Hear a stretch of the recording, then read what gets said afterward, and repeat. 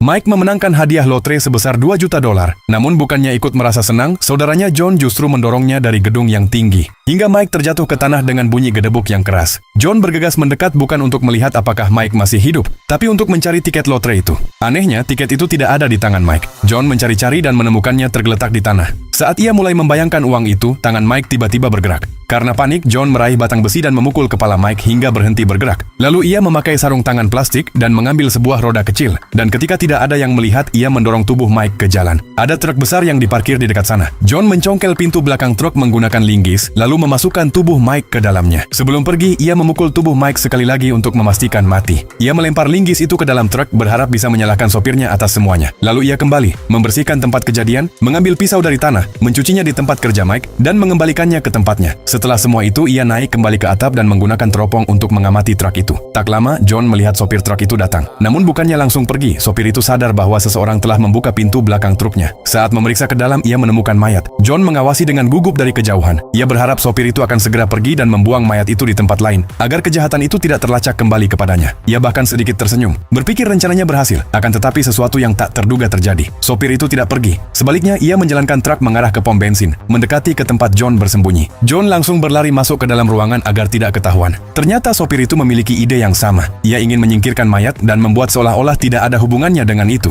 John mengamati dari sudut ruangan. Saat sopir itu memindahkan tubuh itu ke pom bensin, tiba-tiba John mendapatkan sebuah ide. Ia menyalakan kamera pengawas dan merekam sopir itu saat memindahkan mayat. Lalu ia menelepon polisi dan berkata, "Saya menelepon dari 421 Route 66. Saya rasa saya telah melihat pembunuhan." Polisi datang menangkap sopir truk itu dan mengira dialah pembunuhnya. Kemudian John pergi ke supermarket dan membeli tiket lotre yang baru. Saat kasir tidak melihat, ia menukarnya dengan tiket pemenang milik Mike. Dengan cara begitu, hadiah 2 juta dolar itu menjadi miliknya. John mengira ia telah merencanakan semuanya dengan sempurna. Namun ia membuat satu kesalahan besar. Rekaman video itu tidak menunjukkan sopir truk membunuh Mike. Tidak ada rekaman siapapun yang memukul Mike dengan batang besi. Jadi bagaimana mungkin sopir itu adalah pembunuhnya?